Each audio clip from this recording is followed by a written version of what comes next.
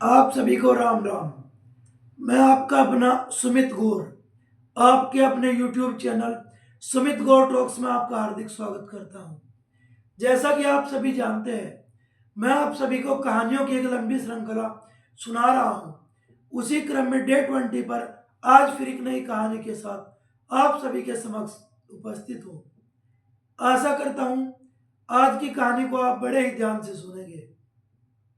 तो आज की कहानी का शीर्षक है भगवान श्री कृष्ण को 56 प्रकार के भोग क्यों लगाए जाते हैं।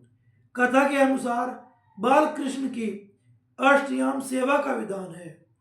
इसके अंतर्गत उन्हें 8 बार भोग लगाया जाता है। भगवान श्री कृष्ण को 56 प्रकार के व्यंजन परोसे जाते हैं, जिन्हें 56 भोग कहा जाता है। बाल गोपाल को 56 भोग लगाए जाने की महिमा का बड़ा ही भारी विधान है। इस 56 भोग के संबंध में कई कथाएं प्रचलित है। एक कथा के अनुसार माता यशोदा भगवान बाल कृष्ण को एक दिन में 8 पैरों में भोजन कराती है। एक बार इंद्रदेव के प्रकोप के कारण पूरे ब्रज में भारी वर्षा होने लगी।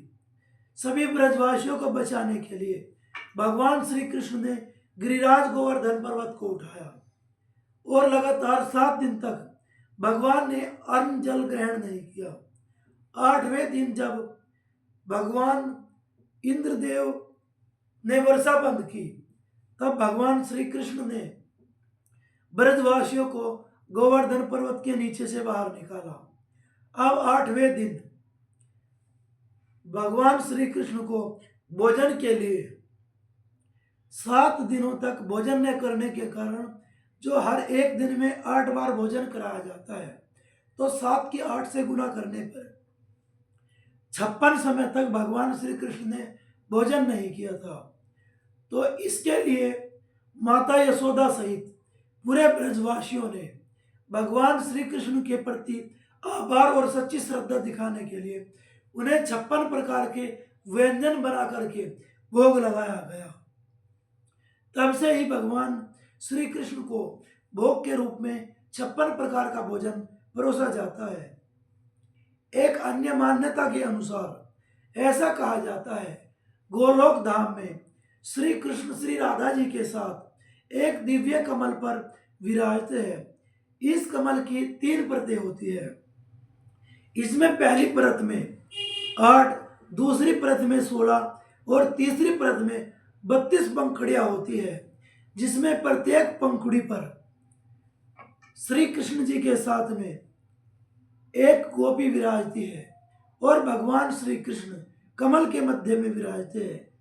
अतः ये 56 प्रकार के भोग से इस प्रकार से भगवान श्री कृष्ण अपनी दिव्य सखियों के साथ रासलीला करते हैं। अतः उस चीज को दर्शाने के लिए भगवान श्री कृष्ण को 56 भोग लगाए जाते हैं।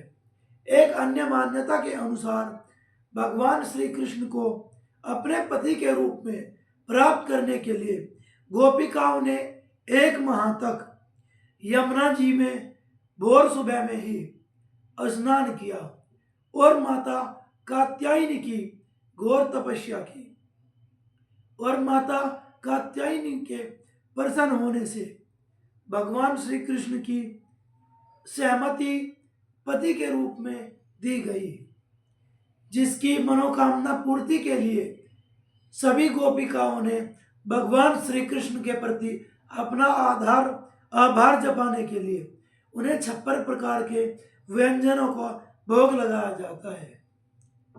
अतः आशा करता हूँ भगवान श्री कृष्ण को 56 भोग क्यों लगाए जाते हैं, उस संबंध में आपको ये कहानी बड़ी पसंद आएगी। अगर आप सभी को कहानी पसंद आती है तो आप सभी मेरे चैनल को सब्सक्राइब कीजिए, वीडियोस को लाइक कीजिए। अगर आज की कहानी आपको अच्छी लगी है तो दूसरों तक शेयर कीजिए, ताकि दूसरे लोग भी अच्छी अच्छी कहानियों का आनंद ले सके। अगर कहानी सुनाने में मुझसे कोई भूल व गलती हो जाती है तो कृपया कर कमेंट में सुझाव दीजिए, ताकि मैं अपनी गलती को सुधार सकूं। आशा करता हूं आज की कहानी आपको पसंद आएगी। कल फिर एक नई कहानी के साथ आप सभी से मुलाकात होगी। तब तक के लिए आप सभी को राम राम।